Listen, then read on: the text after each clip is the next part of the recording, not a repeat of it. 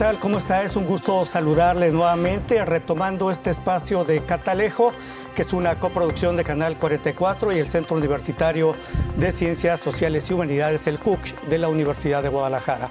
Catalejo es una mirada profunda hacia horizontes cercanos, un análisis de académicos del Centro Universitario de Ciencias Sociales y Humanidades sobre temas coyunturales.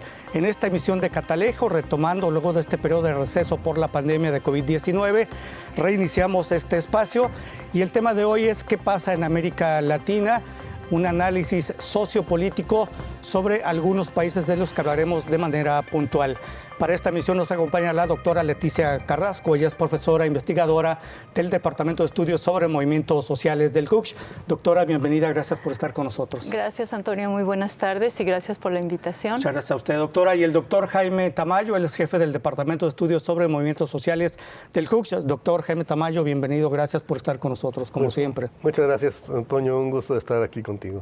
Bueno, iniciamos este programa de Catalejo y en este tema hablaremos sobre la situación en Cuba. ¿Qué está ocurriendo en Cuba? Seguramente usted se dio cuenta de una serie de manifestaciones ocurridas recientemente. Lo atribuyeron algunas personas, analistas, al intervencionismo de Estados Unidos, pero también algunos otros a la inconformidad que hay entre la población de Cuba por la situación política que se agudizó por la pandemia de COVID-19 precisamente en esta isla. Doctora Leticia Carrasco, ¿qué está ocurriendo en Cuba actualmente? Sí, pues lo que vimos en Cuba recientemente y que pues nos enteramos a partir de los periódicos y de diversas versiones sobre lo que estaba ocurriendo, pues sí, no nos debería... A mí me causa un poco de sorpresa en Cuba particularmente, porque no como en otros países donde quizás es más esperado y sobre todo también aquí en México donde tenemos también ya implantada la idea o muchos tenemos esa idea de los golpes suaves que el doctor Jaime Tamayo ya había hablado recientemente en un texto.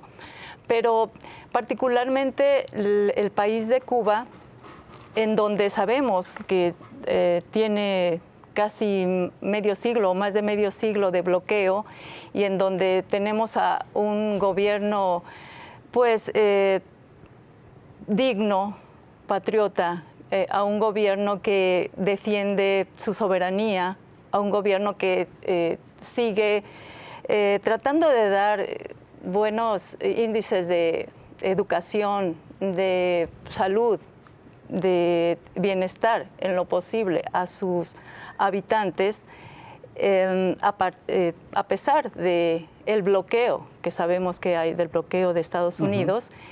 Y bueno, para mí es una sorpresa que ahora, a partir históricamente Cuba ha estado siendo como el blanco de Estados Unidos, no ha podido doblegar a la voluntad de la isla y ahora nuevamente entra con este tipo de prácticas que, bueno, tienen que ver con estas intervenciones en nuestro continente con prácticas ahora de golpe suave, promoviendo las manifestaciones que vimos recientemente ahora en Cuba, pero viendo también las manifestaciones, las contramanifestaciones de los habitantes de la isla para defender su soberanía, para defender su dignidad, queda también pues esa idea de país digno, soberano, que defiende, como ha defendido su territorio desde la Guerra Fría, desde los ataques en Bahía de Cochinos, ¿no? En Bahía de Cochinos, de Playa Girón. Todas las intromisiones o todos los intentos históricamente que ha tenido Estados Unidos por quebrantar a la isla, sin olvidar pues también los intentos por asesinar a su dirigente histórico, a Fidel Castro. Entonces, de nuevo, la isla, los habitantes salen a defender esa soberanía que pues tanto trabajo, tantos esfuerzos les ha costado, tantas vidas, tanta sangre también. Doctora, para usted las manifestaciones, la serie de manifestaciones que vimos a través, sobre todo de redes sociales, de activistas cubanos que utilizaron las redes precisamente para dar a conocer la situación que se estaba viviendo en Cuba, ¿no tienen algo de genuino malestar ciudadano real, sino que son producto quizá obviamente agudizado por la situación política, pero también de un producto de intervencionismo norteamericano?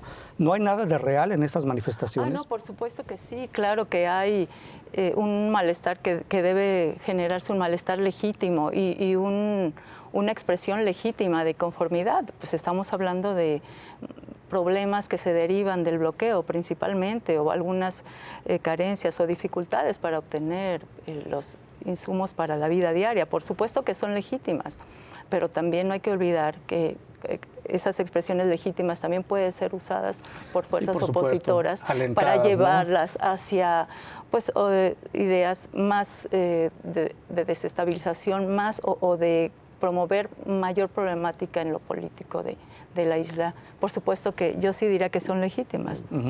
Sí. Muy bien, doctor, antes de irnos a la pausa, ¿qué está ocurriendo en Cuba, doctor Jaime Tamayo? Bueno, mira, así rápidamente hay que señalar 3 cuestiones. La primera, Estados Unidos desde hace 60 años prácticamente inició lo que se conoce como el bloqueo, en el que lo que después se aplicó, por ejemplo, con Salvador Allende, que Nixon declaró que habría que hacer chillar a la economía, se empezó a aplicar en Cuba hace 60 años contra la revolución recién parida, por decirlo así, por el pueblo cubano, afectando directamente a la economía y aislándola.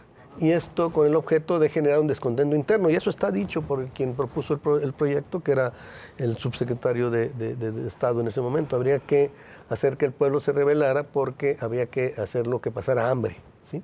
Bueno, esto no les ha resultado. Segundo, hay una serie de acciones que se conocen como golpes suaves, ya sea las llamadas revoluciones de colores en el ex entorno soviético, ya sea las llamadas primaveras árabes, o ya sea en América Latina, pues estos golpes que se dieron sobre todo en Honduras, Paraguay, Brasil, en la que se combinan ciertos descontentos que son canalizados con recursos y con todo un ambiente de opinión pública internacional y local cuando pueden hacerlo, para provocar la caída de gobierno, responsabilizándolos de situaciones que muchas veces no tienen ninguna razón de ser, en realidad. Es decir, lo que está viviendo Cuba es consecuencia y provocado directamente por el bloqueo. El único responsable, el gran criminal, es Estados Unidos. Pero tratan de hacer sentir la responsabilidad del gobierno cubano en esta situación. Sí hay un cierto descontento, ese es el tercer elemento. Bueno, la economía, pues obviamente hay ciertas limitaciones para adquirir bienes, sobre todo ahora después cuando Trump todavía aceleró más el bloqueo y se colocó en una situación muy difícil a Cuba, porque no tenía acceso, por ejemplo, ni a agujas, ¿sí?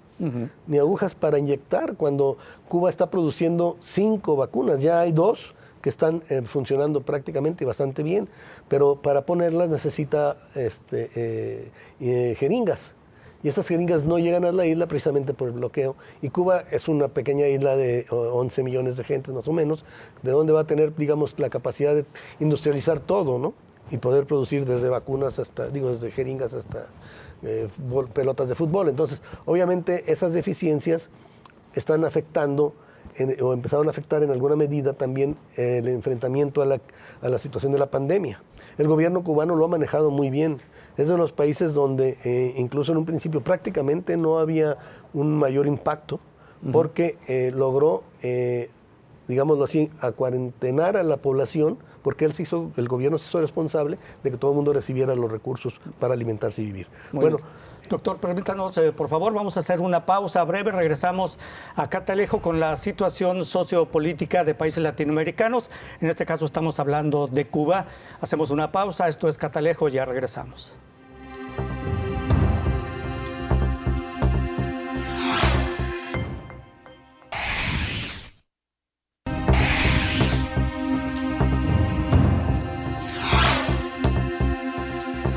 Bueno, Bueno, gracias por seguir con nosotros. Esto es Catalejo, coproducción de Canal 44 y el Centro Universitario de Ciencias Sociales y Humanidades, el CUCH. Y en esta ocasión el tema es qué pasa en Latinoamérica, un análisis sociopolítico. Estamos analizando, bueno, más bien estamos, el doctor Jaime Tamayo y la doctora Leticia Carrasco están analizando la situación de países latinoamericanos y el tema es, en este bloque, vamos a cerrar con Cuba. Doctor, comentaba la situación, Jaime Tamayo, la situación en Cuba. Bueno, yo desconocía esa parte de la carencia de jeringas, así doctor, le comentaba, porque cuando nos dimos cuenta de manifestaciones de la población cubana quejándose porque no podían recibir la vacuna de COVID, dije, bueno, ¿cómo es posible? Pues si Cuba hasta está exportando médicos para que puedan aplicar la vacuna en otras naciones, ¿cómo es que los cubanos se están quejando por este tema, ¿no? Sí, precisamente por este bloqueo. Sí. Y bueno, hay, por cierto, circulando en las redes, llamamientos a la población. Ya, bueno, ha habido buena respuesta en México e incluso en Estados Unidos para enviar a jeringas y apoyo a Cuba para poder salir de esa situación. Pero el gobierno mexicano, de hecho, el gobierno ruso y el gobierno chino ya están enviando también apoyos con este tipo de material sanitario, porque Cuba tiene las vacunas. El problema es cómo las pone, ¿sí? Bueno, esa es una situación. Eso corresponde a un modelo de golpes de Estado que, digo, en el caso cubano, Biden ha tenido una situación realmente extrema. Agarró lo peor de Trump, manteniendo el bloqueo, y agarró lo peor de Obama, recurriendo a los golpes suaves.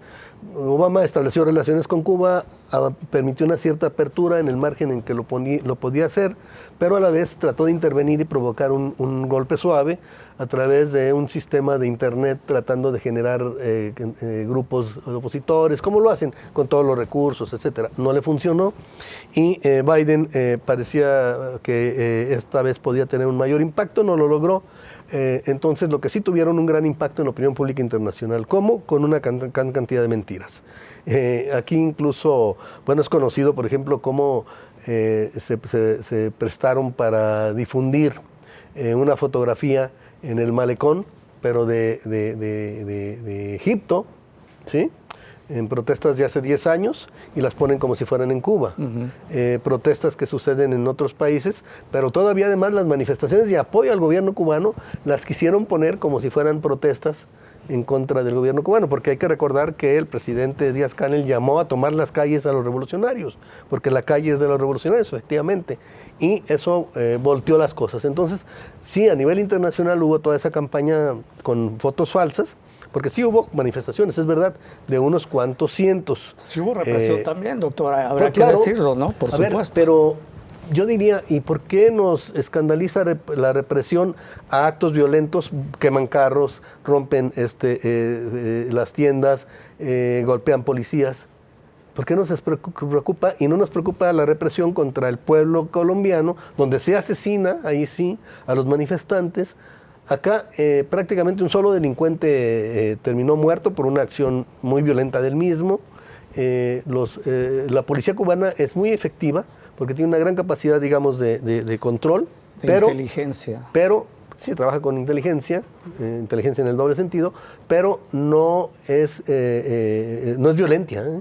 No, tú ves a los disidentes que estoy de acuerdo con usted provocan, que en situaciones de violencia el Estado debe responder con la fuerza del Estado, por supuesto.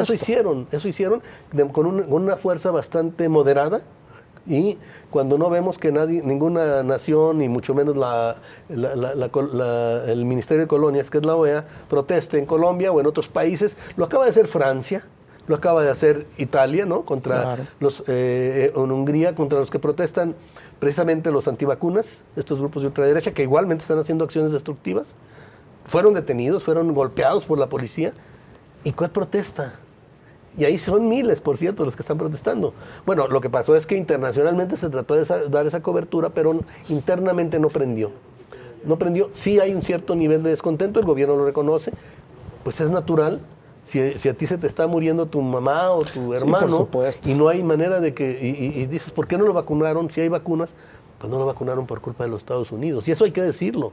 Ellos son los genocidas, son los asesinos, son los responsables, y lo decidieron hacer para provocar una reacción contra el gobierno cubano. Hay una minoría que lo compró, hay otra minoría también protestando que asume que lo que quiere es que se den respuestas por parte del gobierno cubano de alguna manera. Y el gobierno reconoce también esa diferencia, ¿eh? Entonces, bueno, pues yo no creo que esto ya terminó. De alguna manera también el pueblo cubano salió a la calle a manifestar su apoyo a la revolución, a la Constitución, al gobierno cubano. Se llenó de mentiras, se decía que estaba Raúl Castro, que había huido a Venezuela. Raúl Castro estuvo en una reunión del Comité Central, salió también a la calle. Bueno, evidentemente el pueblo cubano, que no se entregó cuando Yeltsin quiso entregar a Cuba a los Estados Unidos después de la caída de la Unión Soviética, que vivió el periodo especial que fue terrible, sobreviviendo con la amenaza constante de una intervención, y todos los cubanos con armas en su casa, preparados para hacer frente a la intervención, no aceptaron en ese momento rendirse, no lo van a hacer ahora, mucho menos ahora. Doctor, ¿podríamos considerar esto que ocurrió en Cuba como la primera intento de desestabilización de la administración de Joe Biden? Porque cada administración norteamericana de John Biden, sí, de Estados intenta Unidos, desestabilizar, por supuesto, ¿no? Digamos que la puedes considerar de esa manera, el primer intento de desestabilización. Así es, no lo lograron, yo creo que no lo van a lograr. Hubo intentos anteriores que iban desde los intentos de asesinato, más de 600 al comandante en jefe Fidel Castro, bueno, pues nunca pudieron hacer mayor cosa, sí hicieron mucho daño, sí tienen una economía que han dañado mucho, y que también han mostrado la solidez del pueblo para mantenerse en esa situación. Entonces no creo que vayan a lograrlo, tendrán que dar marcha para atrás, porque además ya ahora hay una presión tanto interna de los Estados Unidos en contra de esto, de los propios cubanos de Miami, porque no todos los mayamitas son gusanos, claro, que muchos salieron por razones económicas, como los que salen de México también a trabajar a Estados Unidos, y que están exigiendo que se quite el bloqueo. Pero también una gran cantidad de la sociedad norteamericana exige eso. Y a nivel internacional no se diga. En la ONU solamente 2 países votaron en contra de la resolución que establecía la exigencia de levantar el bloqueo. Solamente 2 países, los propios Estados Unidos y, por supuesto, Israel. Oigan, la ONU, doctor Tamayo, la ONU casi siempre se vota porque se levante el bloqueo de Cuba y nunca ocurre, a pesar de la decisión. Porque Estados Unidos tiene derecho de veto en el Consejo de Seguridad y para las resoluciones, y no hay manera de sancionar. Por eso decía, ¿y para qué sirve la ONU, no?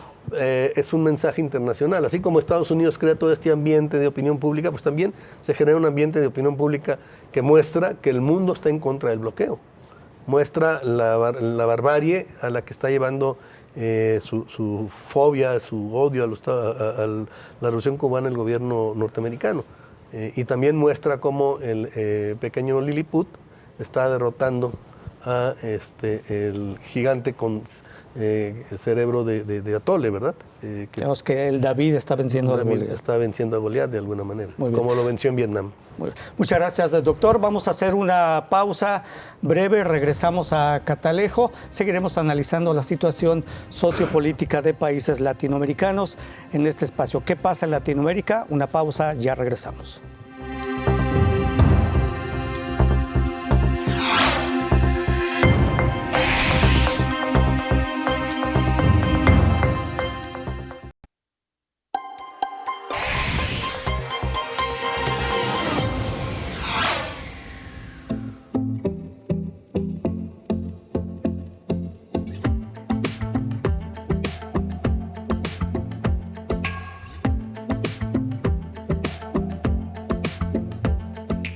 Bueno, continuamos en Catalejo. ¿Qué pasa en Latinoamérica? Es el tema que se está analizando en esta emisión por parte de académicos del CUSH.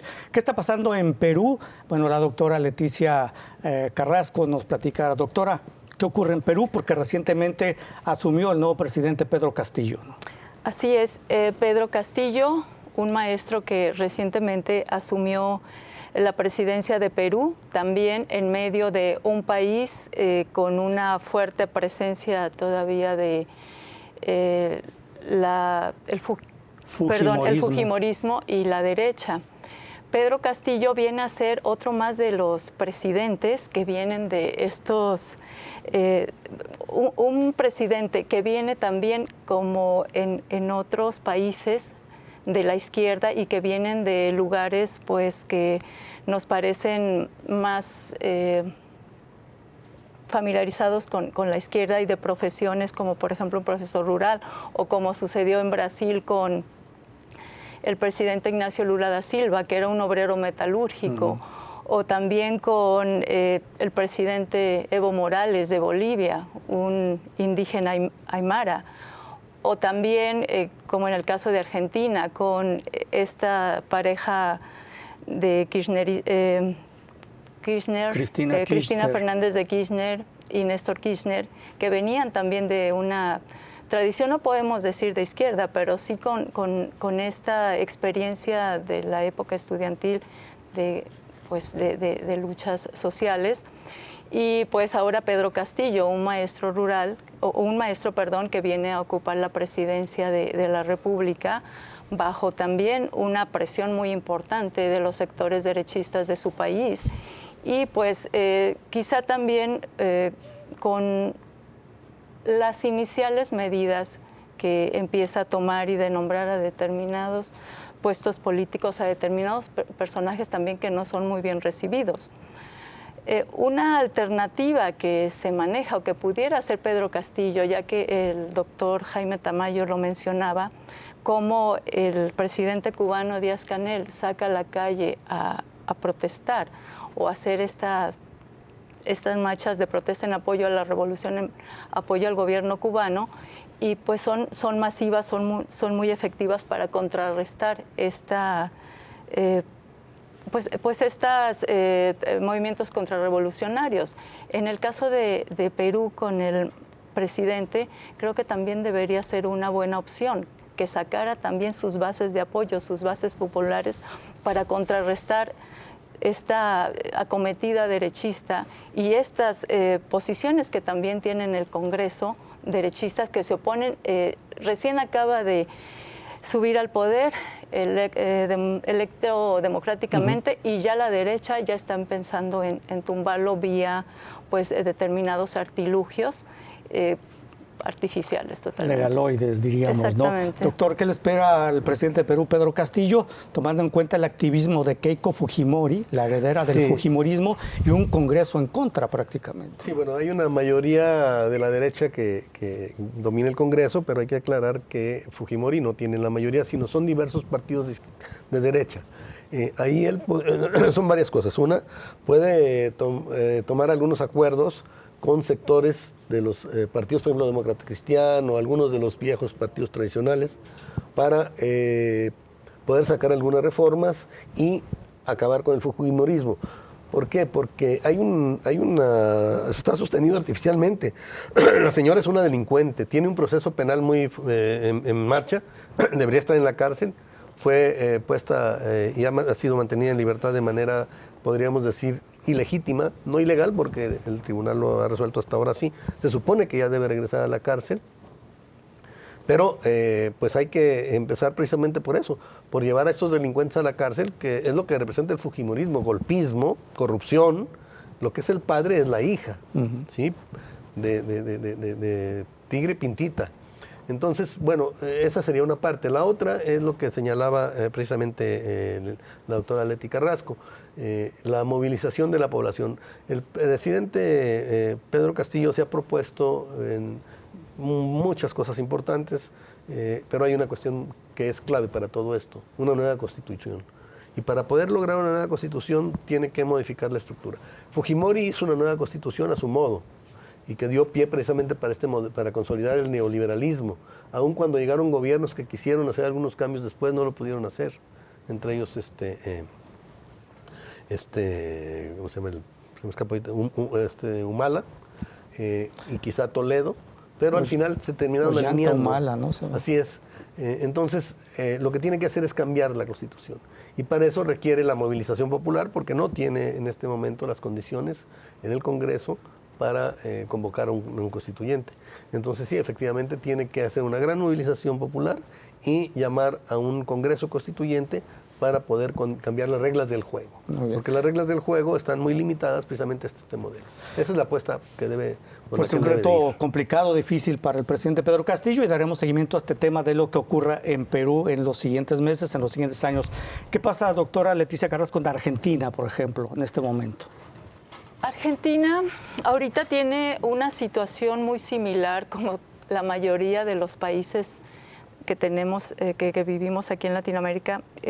México, por ejemplo, Estamos hablando ahorita también de Perú, Chile, pero en Argentina particularmente, después del triunfo de Alberto Fernández, a partir de pues una voltereta que dio ahí Cristina, en donde pues cambió, todo el mundo esperaba que ella fuera la presidenta, pero dio una voltereta muy inteligente para ella quedarse con la vicepresidencia y Alberto Fernández con la presidencia. Esa fue una jugada muy inteligente por parte de Cristina Fernández, lo cual dio bastante resultado, de tal forma que hoy tenemos a Alberto Fernández como presidente de la República Argentina.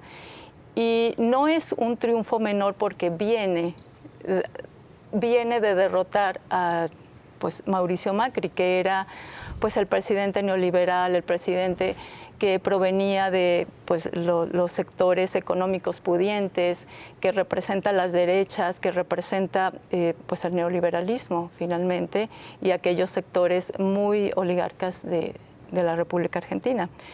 Tras pues, un periodo importante de Mauricio Macri, en donde deja devastada la Argentina económicamente, con muchas medidas que demostraban una impericia para el manejo económico y político de la nación, pues esta estrategia de Cristina Fernández es exitosa y logra poner otra vez en el poder al peronismo vía el kirchnerismo, ahora que sería esta corriente del peronismo. Nos referimos al peronismo, más exactamente deberíamos referirnos a los peronismos. Podemos mencionar 4 tipos de peronismo o cómo se han caracterizado. Por ejemplo, en los inicios, en los 40, cuando se funda el peronismo, debe su nombre, el peronismo debe esta corriente a su primer presidente, o al presidente Juan Domingo Perón. En los 40 podríamos hablar de un peronismo populista.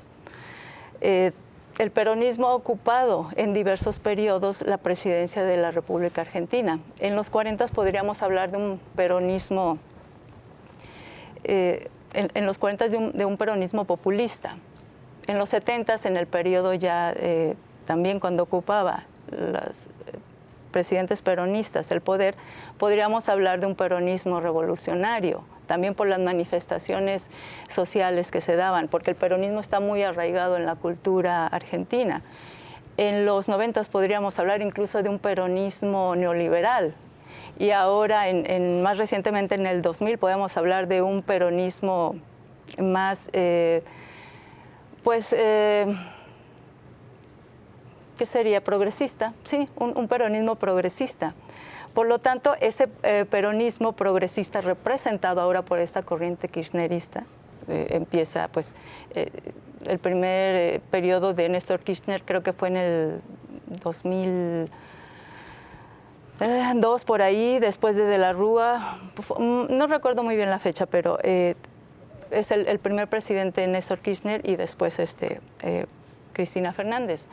Bueno, esta fórmula pues ha quedado en la cultura ¿No es Cristina Fernández el poder tras el trono actualmente? No sé, porque no podríamos decir eso. Pues ella es muy inteligente, es una estratega política también es una persona muy atacada por la derecha, claro. También no se escapa también de los epítetos, de los ataques misóginos, pues muy fuertes también. Pero lo que sucede ahora es que el macrismo, ahora estamos hablando también de macrismo, sigue también presente también en la vida argentina. De hecho, hay todavía Doctora, 30 posturas segundos, vamos al corte. Todavía hay posturas en el Congreso, y también hay no sé, el alcalde de la ciudad de la ciudad de Buenos Aires es macrista. Pues dicen muchos argentinos que Macri era solo bueno para administrar equipos de fútbol, ¿no? Como lo hizo con Boca. Él viene del mundo empresario, por lo tanto, no sería desacertada esa consideración. Claro. Muchas gracias, doctora. Vamos a hacer una nueva pausa. Esto es Catalejo. Regresamos con la situación actual de Nicaragua. ¿Qué está ocurriendo en Nicaragua? Después de la pausa, este tema. Ya regresamos.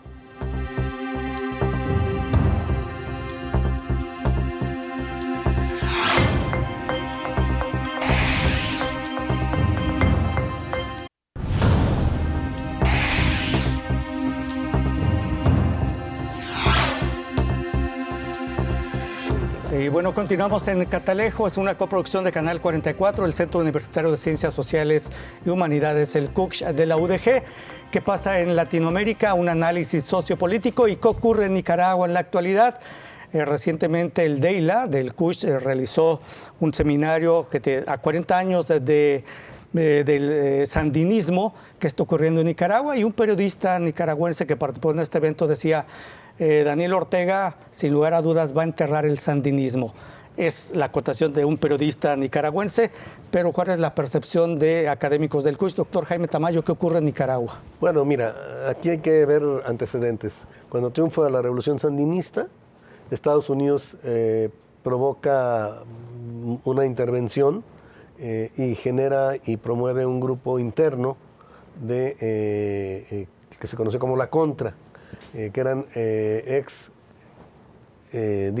partidarios del dictador Somoza, o exsomocistas, por decirlo así, que eran también grupos de la vieja oligarquía que se sienten afectados por lo que ellos ven el riesgo del comunismo, que era un grupo indígena, bueno, con características muy particulares en la costa, los misquitos, que también se sentían en un principio afectados por el sandinismo, y después también logra desprender un grupo de sandinistas encabezados por el llamado Comandante Cero, o Eden Pastora, que es el que se hizo famoso en la toma del Palacio de Justicia, me parece, o del Palacio Nacional, no recuerdo, y que logra la liberación de varios presos políticos, porque entre los que había detenidos ahí en el palacio que toma estaban parientes precisamente de Somoza. Bueno, esto es la reacción interna, que no tiene capacidad de derrocar al gobierno sandinista, pero a la vez logra el apoyo de algunos países contrarios al sandinismo, que van a apoyar directamente a los contras, en particular el gobierno de Honduras, de alguna manera el gobierno de El Salvador, también bajo dictaduras militares en ese momento, y por otro lado interviene directamente. Entonces empieza a mandarles armas, empieza a bombardear, prácticamente es una guerra contra Nicaragua, y en esta situación de guerra el gobierno sandinista, yo considero, alguna vez parece que me comentaba alguna vez Humberto Ortega, que se los planteó Fidel, que era un error ir a elecciones en ese momento, pero si iban había que respetar las elecciones. Entonces deciden ir a elecciones, yo considero, como digo, un error, porque lo hacen bajo la presión de la guerra, y entonces lo que ofrece la derecha es: se va a acabar la guerra. Si con nosotros Estados Unidos va a dejar de intervenir, van a llegar recursos, etcétera, etcétera, etcétera. Se va a las elecciones, pierde las elecciones Ortega y entrega el poder. El Frente Sandinista pues se la pasa en la oposición, un periodo prolongado de gobiernos neoliberales, cada vez más neoliberales. Coincide ya con la llegada del neoliberalismo, la caída de la Unión Soviética y del socialismo europeo, la promesa de un mundo feliz en el que ya se acababa la historia, todas estas barbaridades que colocaron en una situación terrible a América Latina. Y el Frente Sandinista gana las elecciones y regresa, ¿sí? Y regresa precisamente con Daniel Ortega. Y se inicia una serie de políticas antineoliberales. Mira, aquí hay una cuestión. Cuando se habla de populismo, primero hay que aclarar que el populismo en América Latina no tiene nada que ver con lo que le llaman populismo en Europa. El populismo en América Latina es la forma en que se manifestaron las fuerzas populares alrededor de un caudillo para enfrentarse a las oligarquías. Fue el caso de Perón en Argentina, el caso de Cárdenas en México, el caso de Goulart en Brasil, etc. En ese sentido, el Frente Sandinista no se propone el socialismo, se propone un modelo de economía mixta, basado mucho, por cierto, en el modelo de la Revolución Mexicana, y empieza a confrontarse a las viejas oligarquías, pero pacta con otros sectores también del capital, y también pacta con la Iglesia Católica, por cierto, y empieza una serie de cambios, lo que ellos empiezan a denominar un socialismo solidario, cristiano, no sé, y empiezan a modificar los más extremos y agresivos procesos neoliberales, efectivamente, de tal manera que Nicaragua empieza a tener una menor desigualdad social, un mayor nivel de vida. Y bueno, te voy a dar un solo dato.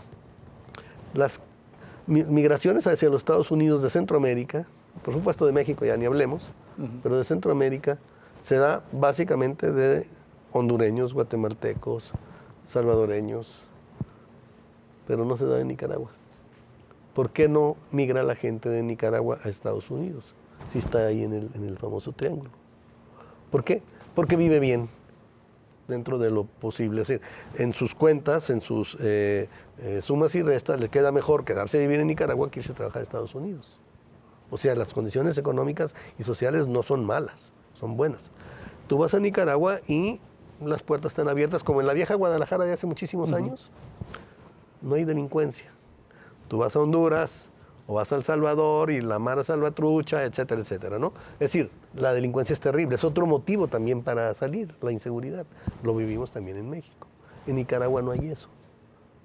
En Nicaragua está funcionando el modelo entonces. Pero como es un gobierno que mantiene una buena relación con China, que va a recibir inversiones muy importantes de China. Incluso esto es muy grave para Estados Unidos. Se habla de la posibilidad de abrir una especie un tren que prácticamente viene a acabar con la importancia del Canal de Panamá. La inversión china es muy importante en toda América Latina, de América Central para abajo, y eso preocupa mucho a Estados Unidos. Pero en Nicaragua es mucho más importante y tiende a ser cada vez más importante. En términos geopolíticos, Estados Unidos ve como el mayor enemigo en estos momentos a China, interviniendo en América Latina. Pero por otro lado, Nicaragua mantiene relaciones con Irak, con Irán, y mencioné Irak porque Irak ahora se está entendiendo más con Irán, que es para Estados Unidos uno de los demonios. Claro. Mantiene buenas relaciones con Corea del Norte, mantiene buenas relaciones con Venezuela, y juega un papel importante en América Latina para detener los intentos de intromisión de Estados Unidos en América del Sur y en Cuba. Entonces, había que quitar a Daniel Ortega. ¿Qué hay que hacer? Un golpe suave. No les funcionó, ¿por qué? Porque Daniel Ortega tiene la claridad de lo que pasó antes y ahora actúa a tiempo para impedir el golpe suave. Doctor, pero esa posible intervención norteamericana a través de un golpe suave quizá la estemos viendo en la información que surge de Nicaragua. Lo que usted señala, en Nicaragua la población vive bien, pero eso no se refleja en la información que sale al exterior. Y lo que leemos son totalmente los intentos de Daniel Ortega por perpetuarse en el poder vía organismos electorales, donde está poniendo a personas afines a él, congresos afines a él, está encarcelando opositores para este proceso electoral que viene, está desmantelando a los partidos políticos y Daniel Ortega será el único que se presentará al proceso electoral. Bueno, cuando menos es la información que nosotros estamos leyendo. Lo que es esto de los golpes suaves, ¿no? Crear todo un ambiente en la opinión pública. Primero, no son opositores, lo están yendo a la cárcel, están yendo a la cárcel delincuentes. Algunos de ellos tenían pretensiones de ser candidatos, pero no eran todavía candidatos. Estaban jugando contra otros actores políticos de sus fuerzas partidistas. Ya hay otros partidos, en sus propios partidos ya tienen otros candidatos, y bueno, esos candidatos serán los que van a competir con Daniel Ortega. Pero los que han ido a la cárcel es porque estaban involucrándose en este movimiento que fue muy violento, financiado por los Estados Unidos, y eso está claramente demostrado por la USAID. Y en este sentido corresponde pues totalmente al modelo de golpe suave, y Daniel con mucha inteligencia impidió que le hicieran lo mismo que hace 35 años, ¿no? Y entonces acabó a tiempo, mató a la serpiente en su nido, y de esta manera no van a poder darle un golpe suave. Y va a haber elecciones, y va a haber oposición, y las va a ganar Ortega porque todas las tendencias electorales lo benefician. A lo mejor no está cometiendo los errores que cometió hace 35 años, como señala, ¿no? En no este lo proceso. Está cometiendo, está a tiempo previendo el golpe de Estado. Aprendió. Muy bien. Vamos a hacer una pausa breve, regresamos. Esto es Catalejo, coproducción de Canal 44 y el CUSH. Ya regresamos.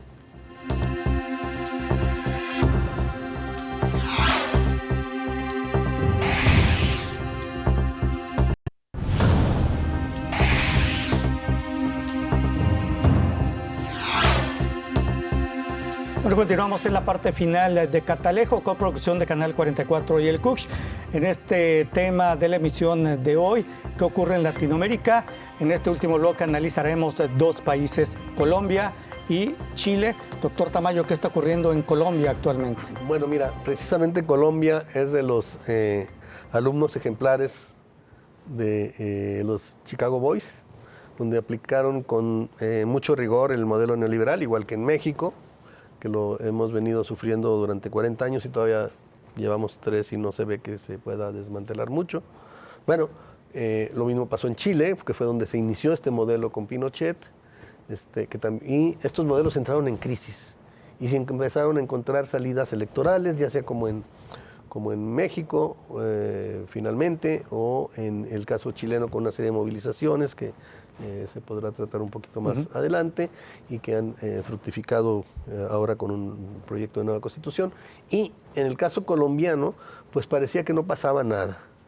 Y era un país en el que la oligarquía está muy consolidada, había un modelo político basado en 2 partidos que se habían acordado desde hace mucho, había un pacto ahí que se cambalachaban el gobierno, había una gran efervescencia popular que era aplastada rápidamente, había un gran malestar en las zonas rurales que se expresaba en grupos guerrilleros, hubo varios grupos guerrilleros, el último que pactó fue las FARC, que pactó la paz, todavía se mantiene el Ejército de Liberación Nacional, en el que ha estado presente digamos una posición castrista cristiana, de hecho ha sido dirigido en 2 ocasiones por sacerdotes y en sus orígenes participó de manera muy importante el cura más importante quizás del pensamiento latinoamericano cristiano, que es el padre Camilo Torres. En fin, y no pudieron nunca confrontar o acabar, digamos, con la oligarquía. La oligarquía que se expresa en los terratenientes, en los mineros, sobre todo esmeralderos, los dueños de las minas de esmeralda. Y bueno, esta oligarquía creó también grupos de llamados autodefensas, en las que se encargaban precisamente de dominar y controlar a los campesinos que se les querían rebelar y por supuesto para atacar a la guerrilla de manera directa y sin ninguna reglas de legalidad. Bueno, frente a esto surgió un último intento en plena pandemia de imponer una reforma fiscal que dañaba directamente a las clases medias y a los trabajadores y que provocó un paro nacional. Y el paro provocó que grupos de jóvenes empezaran a marchar, a salir a las calles y prácticamente colocó al gobierno contra la pared. Inmediatamente ya terminó retirando su reforma, pero había agredido violentamente a los manifestantes, provocando una gran cantidad de muertos y una cantidad todavía mucho mayor de desaparecidos, probablemente alrededor de 1000, y los grupos paramilitares muy cobijados tanto por el gobierno como por el expresidente que maneja este gobierno, que es Uribe, un personaje vinculado muy a las áreas más truculentas, digamos, de Colombia, a los grupos paramilitares. Su hermano, de hecho, está encarcelado por esto, y además él mismo pues, se le vincula probablemente a grupos narcotraficantes. Hay que recordar que en Colombia el narcotráfico también tuvo mucho peso, lo sigue teniendo, pero tal vez menos ahora que México. Un minuto, doctor, para cerrar la situación. Entonces, en ese sentido, hay estas grandes manifestaciones que han colocado al gobierno ya en una situación de deterioro tal que prácticamente ya no haya para dónde, y lo que sí podemos decir es que como el año que entra hay elecciones, todo indica que habrá un triunfo nuevamente en este caso en Colombia, de la izquierda. Es decir, el famoso retorno del neoliberalismo no duró prácticamente nada, y al contrario, países que nunca habían caído en posiciones progresistas, ahora lo están siendo, como es el caso de Perú, y lo será seguramente Colombia, y bueno, hemos visto cómo se recuperó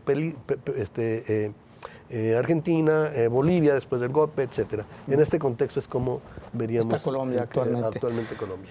Doctora Leticia Carrasco, en Chile, un país que está inmerso en la elaboración de una nueva constitución, ¿qué ocurre en Chile? Sí, al igual que en Colombia, también en Chile recientemente se han dado grandes movilizaciones de la población. De hecho, antes de que iniciara la pandemia, comenzaron la serie de movilizaciones en Chile. Sí, mucho antes también, pues para promover también cambios importantes que se deben dar en el país de Chile. Justamente en el 2022 es cuando va a tener lugar esta nueva constitución, que pues esperemos que sea, que abarque muchos cambios en la vida de los chilenos que tengan que ver, pues, sobre todo con los problemas de los servicios de agua, con los problemas actuales de la multiculturalidad, porque pues Chile tiene también, es un país también que tiene indígenas que tienen sus expresiones pues, culturales propias, también con las nuevas problemáticas de las mujeres, que abarque derechos, por ejemplo, ¿no? Es un ejemplo de lo que pudiera abarcar, pero recordemos la importancia pues, que tiene una nueva constitución, sobre todo porque actualmente en Chile tienen la constitución de la época de Pinochet, de la dictadura. Y entonces, pues hace necesaria ya todo esto de empuje que se está dando para una nueva constitución. Y la convención, de hecho, la convención y quienes integraron la convención, al parecer también es una parte importante porque no se trata de actores políticos ligados, digamos, a los partidos, sino hay una pluralidad ahí de actores que están integrando esta convención, por lo cual va a ser un paso muy importante para este país, pues que ha tenido una historia con las dictaduras más cruentas de Latinoamérica. Y del tema educativo seguramente se establecerá algún rubro relacionado a esta nueva constitución, porque un tema importante, tengo algunas personas conocidas que viven en Chile y me platican, el tema de la educación está muy privatizada, con altas cuotas que no toda la población puede pagar. Sí, que de hecho esto fue parte que originó la serie de movilizaciones en Chile, doctor. Sí, de hecho, pues efectivamente los jóvenes fueron los que iniciaron las grandes movilizaciones desde el 2011. Se empezaron a dar movilizaciones muy importantes de muchachos secundarianos, de estudiantes universitarios. De ahí salió quien ahora es una destacada dirigente comunista, que es Camila Vallejo, y el que puede ser el próximo presidente, muchacho Boric, me parece que se pida Boric, que era de los dirigentes de la Federación de Estudiantes. Y luego, bueno, en el 19 nuevamente empiezan a manifestarse. ¿Por qué? Porque la educación fue de las más afectadas por la política neoliberal.